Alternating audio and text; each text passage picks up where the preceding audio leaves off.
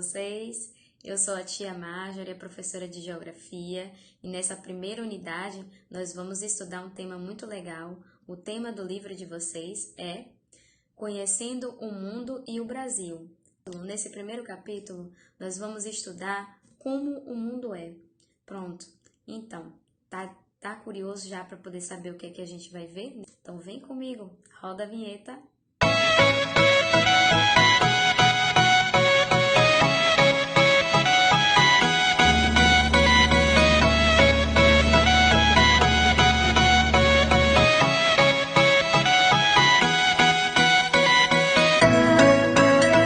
Então, como eu estava falando para vocês, nós vamos ver um tema que é o mundo como ele é. Um dos questionamentos que mais inquietaram a humanidade, filósofos, cientistas, é o formato da Terra. Até pouco tempo, não se sabia o formato exato do nosso planeta. Os gregos foram os primeiros povos a acreditar que o nosso planeta era uma esfera, ou seja, de forma circular. Por que eles acreditavam nisso? Por observar os astros e também durante as navegações, eles percebiam uma certa curva.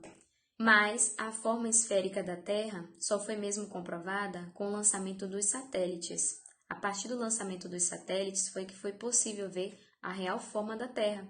E aí foi possível ver que a forma real da Terra não é tão circular como parecia. Então a forma da Terra é irregular. A Terra é um geóide, na verdade a Terra não é uma esfera. E por ser geóide, ela tem os polos achatados, o que causou algumas deformações em sua estrutura. Essas deformações, são também frutos do relevo da Terra, que é muito diversificado. Então nós temos aí a resposta de que a Terra não é uma esfera perfeita como ela é retratada, mas sim um geóide, que mais parece uma bola murcha. O planeta Terra possui porções de terras e 70% de água, que são os oceanos e os mares. As porções de terras são os continentes, onde se dividem os países e as suas diversas culturas. Os continentes são divididos atualmente em 6: América, Ásia, África, Europa, Oceania e Antártida. O maior continente é o continente asiático, é o maior em extensão e o mais populoso. Também é um continente que tem a maior cadeia montanhosa do mundo, a Cordilheira do Himalaia, que mede mais de 8.000 metros de altitude.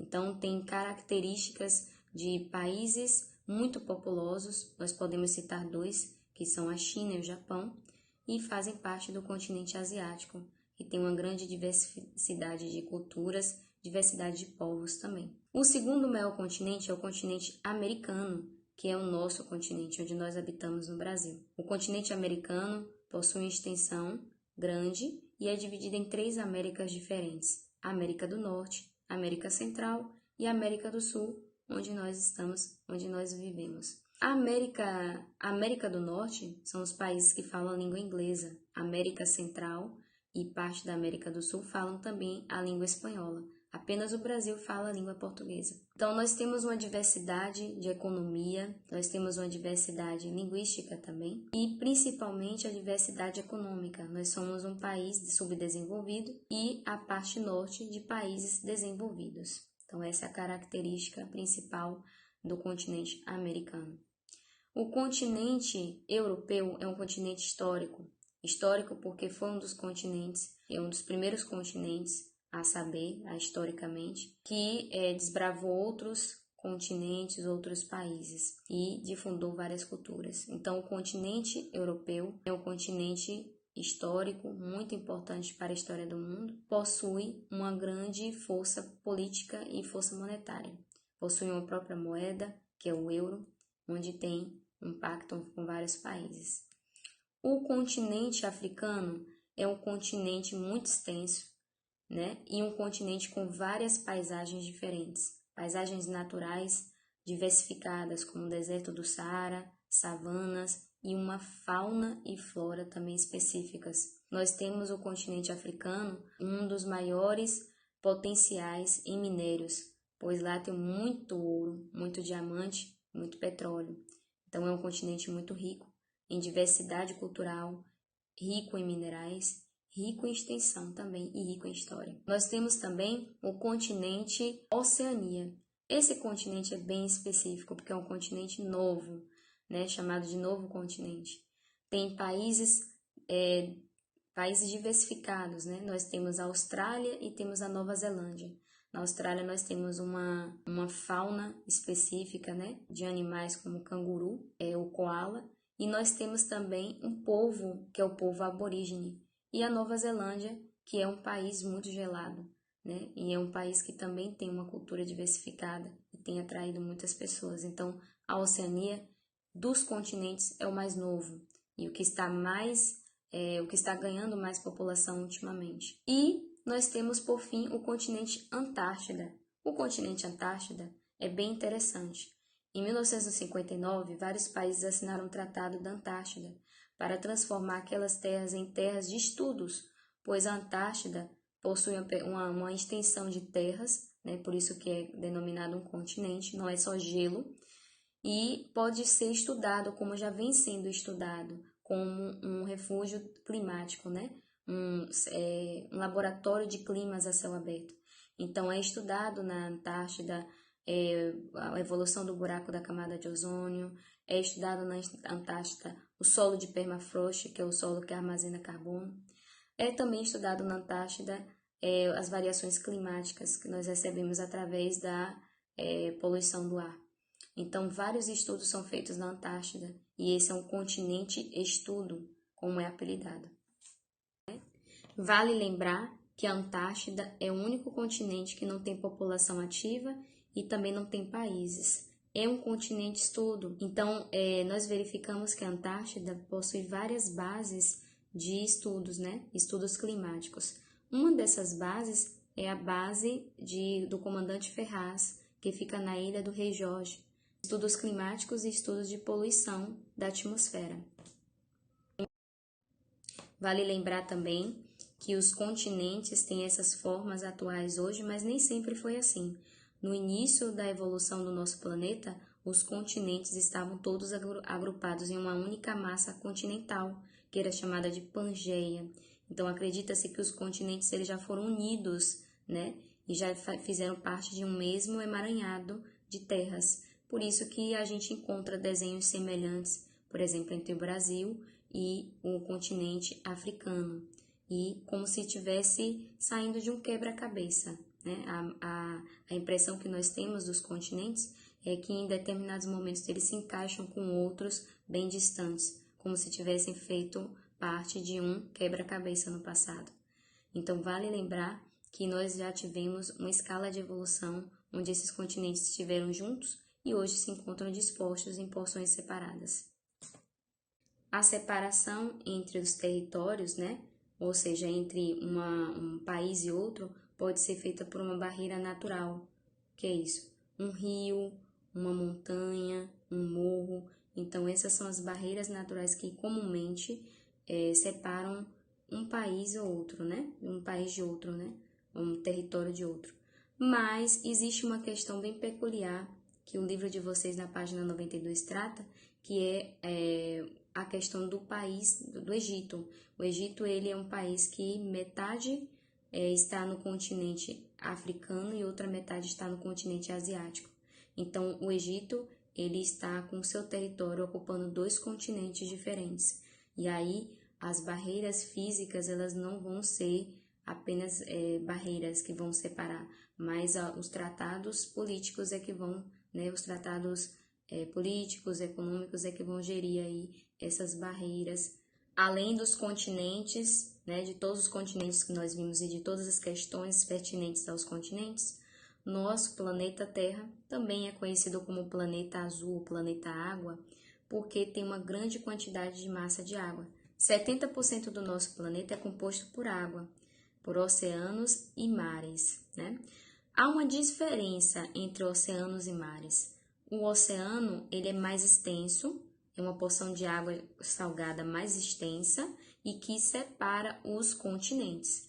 Já os mares são porções do oceano que estão perto do continente, ali na costa dos continentes.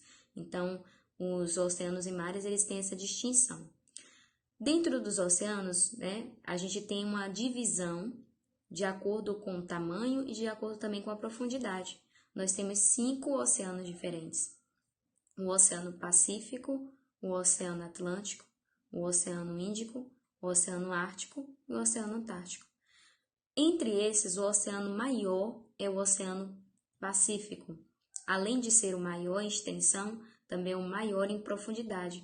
O Oceano Pacífico mede, em média, 4.000 metros de profundidade.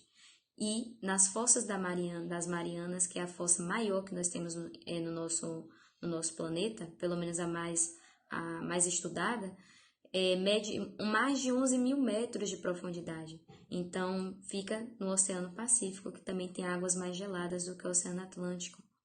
O Oceano Atlântico, por si, também é o segundo maior oceano do mundo, né? Possui uma diversidade de fauna, né? Diversidade de algas também, e se estende entre a costa do Brasil, Estados Unidos. Tem uma classificação também. Os oceanos menores, né, são os oceanos Ártico e Antártico, são também os mais gelados. O Oceano Índico, por sua vez, é um oceano que faz parte da Ásia, uma parte da África e também uma parte da Oceania. Os menores oceanos são os oceanos mais gelados também, que é o Oceano Glacial Ártico e o Oceano Glacial Antártico.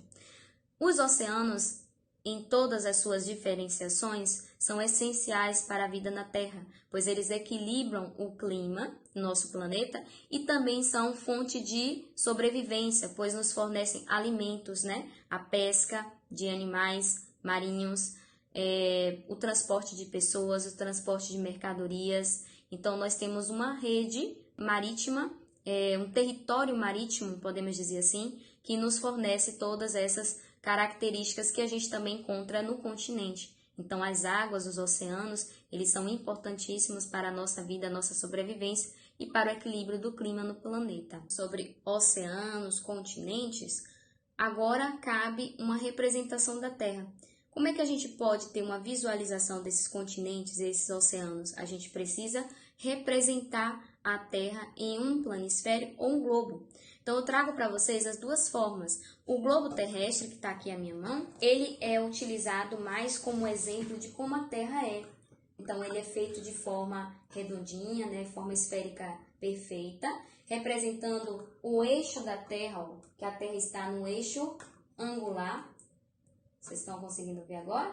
Né? Então, a Terra não está girando de forma vertical, ela está girando levemente inclinada, a 23 graus de inclinação. E aí a gente consegue verificar como que a Terra, como esses continentes estão dispostos em sua forma original. Mas fica muito difícil de trabalhar no globo terrestre, porque vamos ver, a gente não tem como fazer o mapeamento de determinadas áreas. Então, ó, se a gente for aplicar aqui, né, fazer um decalque, fica mais difícil de utilizar o globo terrestre.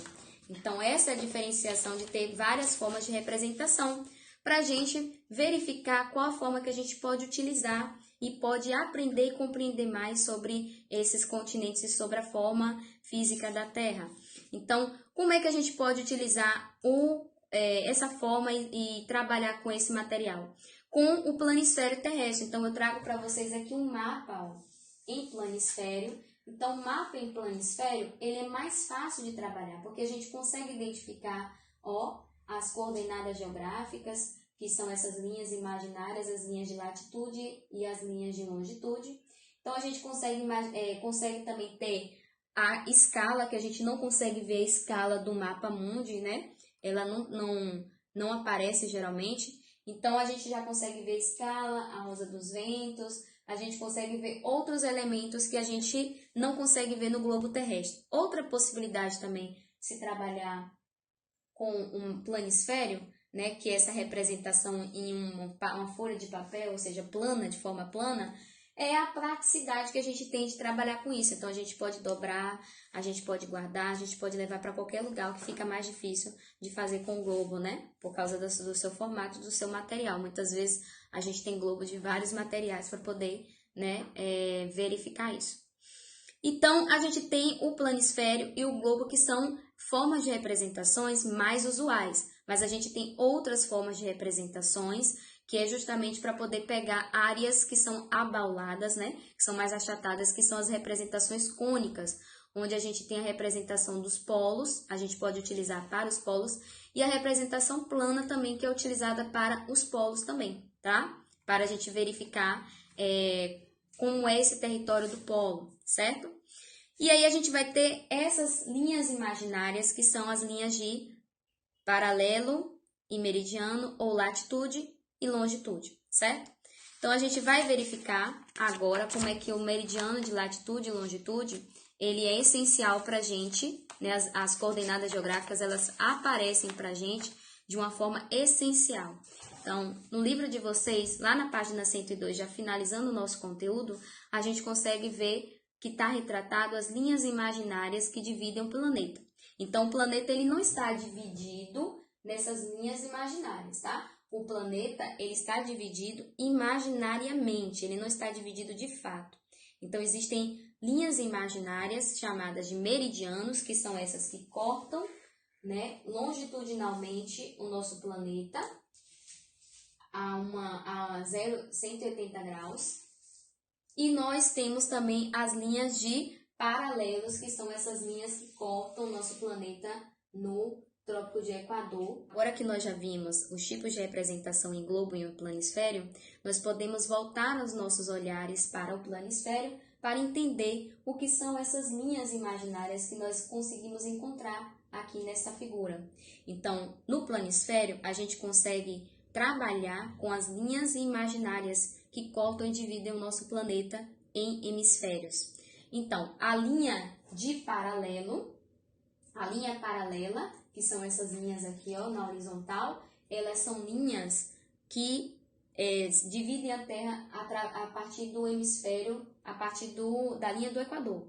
Então, a partir da linha do Equador, a gente tem um hemisfério norte, e abaixo da linha do Equador a gente tem um hemisfério sul. Então, a gente divide o nosso planeta em duas grandes porções, hemisfério norte e hemisfério sul. Nós já vimos as linhas paralelas, agora nós vamos ver as linhas meridianas. As linhas meridianas são essas que dividem o nosso planeta de forma longitudinal, ou seja, essa linha longa, dividindo o nosso planeta em dois hemisférios diferentes, o hemisfério leste e o hemisfério oeste. Então, aí, se a gente for montar esse quebra-cabeça, a gente tem o nosso planeta dividido em 4 partes, né? A parte do paralelo e a parte da longitude, da linha longitudinal. Então, a parte dos paralelos e a parte dos meridianos. Então, a gente tem a divisão do nosso planeta em 4 partes. Vamos ver na fotinha?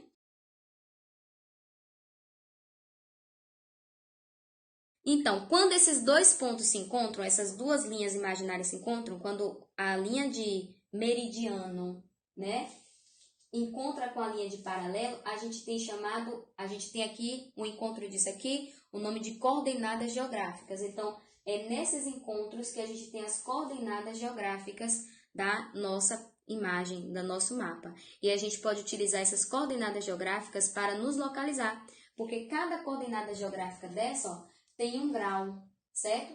Sendo que as linhas de paralelos, né? As linhas paralelas, elas são divididas a partir da linha do Equador, de 0, que é a linha do Equador, até 90 graus.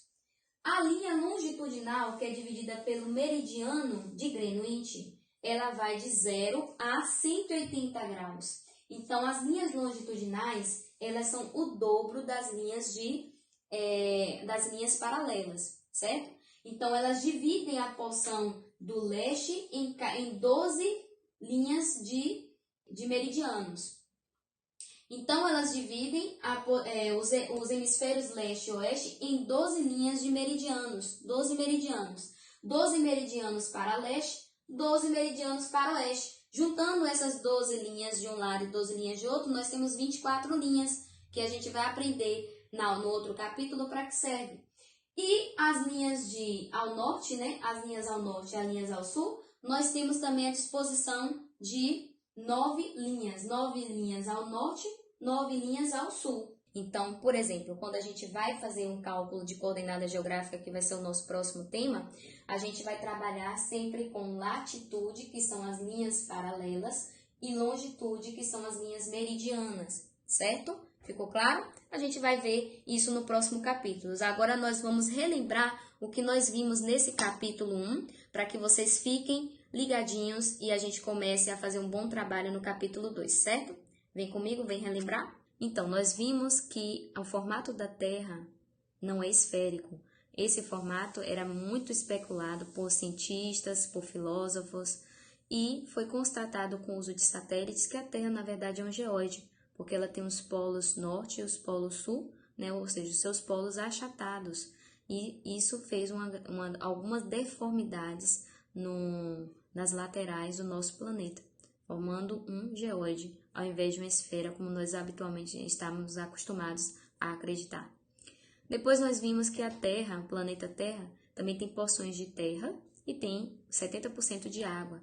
Essas porções de terra são os continentes, que são divididos em 6, em América, Ásia, África, Europa, Oceania e o continente Antártida. Nós vimos as características de cada um deles e como eles são importantes e são diversos e fazem com que o nosso planeta tenha essa diversidade cultural, diversidade ecológica, diversidade ambiental e diversidade de relevo. Nós também vimos que os oceanos são a parte vital em nosso planeta, pois equilibram o clima. Nós temos, então, o nosso planeta é dividido com 5 oceanos. Cada oceano tem a sua extensão, a sua profundidade e a sua temperatura específica. Os 2 oceanos mais gelados são os oceanos dos polos, e o oceano mais profundo e maior é o Oceano Pacífico. Nós também vimos, depois dos continentes dos oceanos, como é que a Terra ela é representada. Então, a Terra é representada por globo terrestre e por um planisfério. Existem também outras formas de representar a Terra, mas o livro tratou apenas dessas 2 formas e mais pertinentes para o emprego no estudo escolar.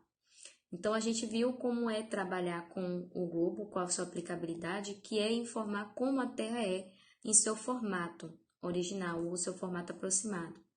E nós vimos que o planisfério ele é mais fácil de se trabalhar, até porque a gente pode identificar as coordenadas geográficas.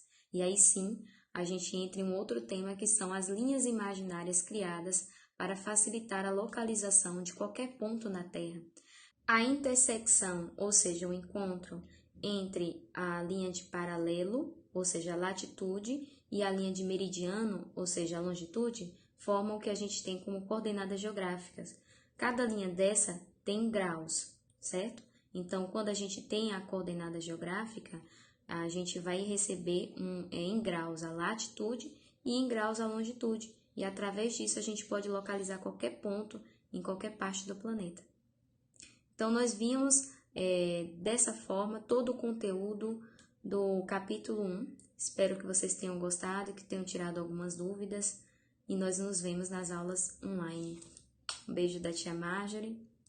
Sucesso!